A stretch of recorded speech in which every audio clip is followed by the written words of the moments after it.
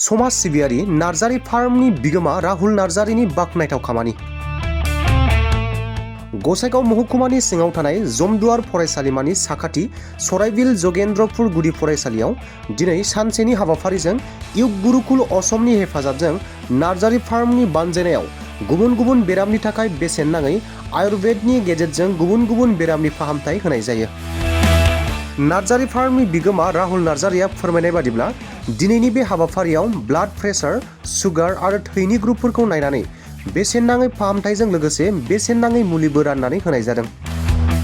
दिनैनि बे हाबाफारियाव गं 50 बिसिना थानाय माजुलि देहा फाहामसालिनि सिनियर अफिसार डक्टर हिमांशु बुजार बरुवा, डक्टर जयन्त बर्मन आरो सान्तानु भट्टाचार्य जयन्तनाथ बिथांमोनखौ बाहागो लानानै बेरामिफोरनो बेसेन नाङै फाहामथाय होनायखौ नुनो मोननाय जायो।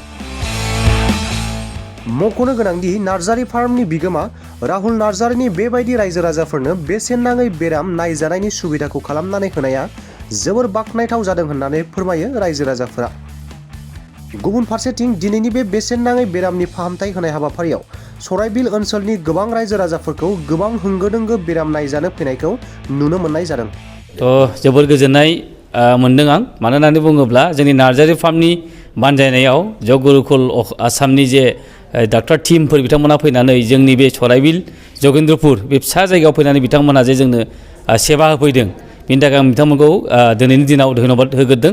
लोगोसे बेवहाय जोंहा बहुद बेमार मोननो हादों जोङो, माखासे जोंहा डायबिटिस, बेनिफ्राय जोंहा सुगार, बेनिफ्राय जोंहा हनै ब्लाड प्रेसार, लोगोसे जोंनाव बेवहाय मा जादों जइन्ट पेन, बिसेस भाबे जइन्ट पेन आरो जोंनि मानसिफ्रा गेस एसिडिटी बांसिन जानो हमदों। मानो होननानै बुङोब्ला दानि जोंनि बे मुगायाव जानाय लोंनायफ्रा गासिबो भेजालजोब, बे जानायनि थाखाय जोंनि बे बेमारा जानो हमदों आरो जोंनि मानसिया मा जादों अलसिया जालांनो हमबाय, जों खामानिखौ मावला।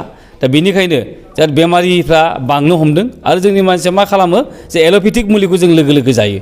जेब्ला बेमार जायो एल'पेथिक मुलि जानाय लोगो लोगो बे रिएक्शन जायो आरो दस्रा एफेक्ट जायो। दा बेनिखायनो बेमारफ्रा हामनो रोङा। दा बेखायनो नरेन्द्र मदिया बिथाङा बुंदोंमोन जे हर घर हर दिन आयुर्वेद जों सलायनांगौ। बेनिखायनो जोंनि आयुर्वेदिकआ एनि टाइम मोनसे सलुसन, जे आयुर्वेदिक जायोब्ला जोंहा पारमानेन्ट सलुसन जागोन आरो बेहा खुनु साइड एफेक्ट गैया। दा बेनिखायनो आं खावलायदों जोंनि रायजो राजा बिथांमोनखौ, नोंथांमोना हागौमानि एसे खस्थ' खालामनो नाजा आरो आयुर्वेदिक मेडिसिनखौ जानो थाखाय नोंथांमोना सेस्था खालाम।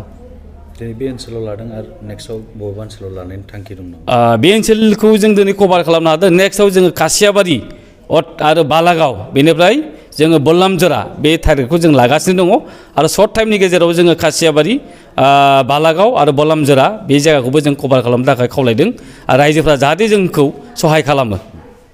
আমি ইয়াতে চৰাইবিল অঞ্চলত যোগ গুৰুকুল অসমৰ সৌজন্যত আৰু ৰাহুল নাৰ্জাৰী যি তেখেতৰ তত্ত্বাৱধানত তেখেতৰ ইয়াতে তেখেতে বহুত দিন আগৰ পৰা কৈছিল যে আপোনালোকে এই অঞ্চলত আহক আৰু এইখিনি মানুহক এটা আয়ুৰ্বেদিক সেৱা কৰিব লাগে। আৰু নৰেন্দ্ৰ মোদী ডাঙৰীয়া আমাৰ ভাৰতৰ প্ৰধানমন্ত্ৰী তেখেতৰ যিটো দৃষ্টিকোণ আছে হৰ দিন হৰ ঘৰ আয়ুৰ্বেদ, আৰু সেই কামটোৱে আমি যোগ গুৰুকুল অসমে আমাৰ আয়ুষ জীৱন হেল্থ টিমৰ দ্বাৰা আমাৰ ডক্টৰ আছে ডক্টৰ জয়ন্ত বৰ্মন, আমাৰ কোকৰাঝাৰৰ নিবাসী, মই আছোঁ আৰু আমাৰ যোগ গুৰুকুলৰ চিকিৎসকসকল আছে।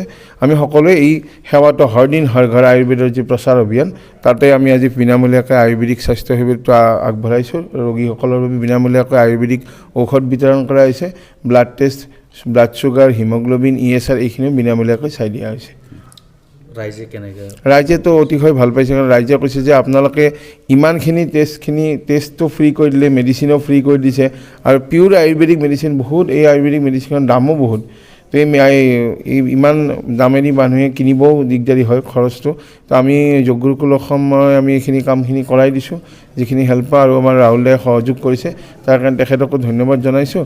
আৰু ৰাইজে কৈছে যে আকৌ এটা কেম্প আমাক আকৌ এবাৰ লাগে, তো আমি নিশ্চয় ভালকৈ আৰু এবাৰ ট্ৰাই কৰিম যাতে ইয়াত আহি এই অঞ্চলটো আৰু এবাৰ সেৱা দিব পাৰোঁ। নৰসেৱা নাৰায়ণ সেৱাৰ কাৰণে আকৌ এবাৰ আহিবৰ কাৰণে চেষ্টা কৰিম।